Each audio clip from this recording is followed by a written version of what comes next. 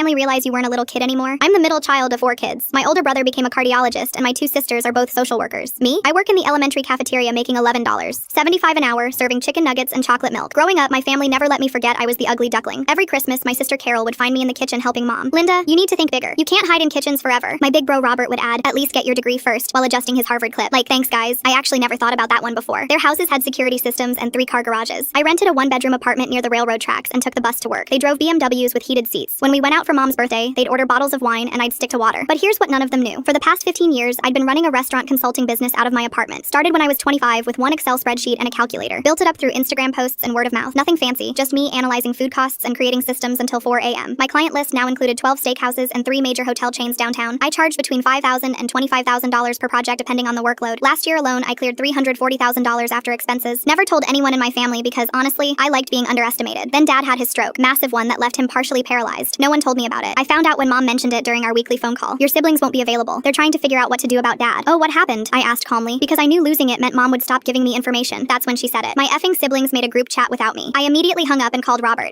Hey, maybe this was an accident, but why wasn't I included in the discussion about dad? He sighed like he was explaining something to a child. Linda, we need to be realistic here. Good facilities cost $8,000 a month. If you can get someone to cover your little hairnet job, maybe you can visit once a month. I told him I'd take care of dad myself. He actually snorted. Ha ha ha ha, I know you're not talking about moving him into that shoebox you live in. Linda, dad needs round-the-clock medical care. This isn't like scooping mashed potatoes onto plastic trays. Carol jumped on the call. Robert's right. We're talking about adult decisions here, not something you can handle on a cafeteria worker's salary. Proper care. As if I'd just prop dad up with some tater tots and call it a day. That weekend I did something that would make them regret their words forever. I drove around looking at houses for sale, found a perfect ranch style with wide hallways and a ground floor master bedroom, just the way dad likes it. Put in a cash offer $20,000 over asking. While my siblings argued about who would cover Medicare, I hired contractors to install grab bars and a roll-in shower. Interviewed home health agencies until I found the perfect team. All while my siblings sent each other links to depressing nursing homes an hour away from everyone. Moved dad in 3 weeks after his discharge. Didn't tell anyone, just showed up at the hospital with the medical transport I'd arranged. Robert was there arguing with the social worker about temporary placement. It's handled, I said, signing the discharge papers. Dad's coming home with me. Carol laughed that sharp, bitter laugh she'd perfected in childhood. Linda, stop. This is embarrassing. You can barely afford your own life. My younger brother James finally spoke up. Let her try and fail. She'll come begging for help in a week when reality hits. 6 months passed. I took care of dad while running my business. He'd sit at my kitchen table watching me organizing files, telling stories about his army days. My siblings barely visited. Carol said she was too busy. Robert said he didn't want to get stuck in traffic. James just stopped responding to texts. They kept their group chat going though. Mom would mention their ongoing debates about long-term care facilities, like they were waiting for me to fail. But then something beautiful happened. It came in the form of something big, thick, and black. Carol's preppy little husband saw my name on the speaker board at a restaurant industry conference. In bold black lettering it read, Linda Mitchell, turning failed restaurants into million-dollar success stories. He took a photo and sent it to the family group chat with 3 question marks. I just laughed and switched my phone off. But when I woke up, I noticed my phone had been bombarded with dozens of texts and missed calls. The first voicemail was angry. The second was threatening. By the 10th, they were practically begging to talk about this rationally. Full story on channel, link below.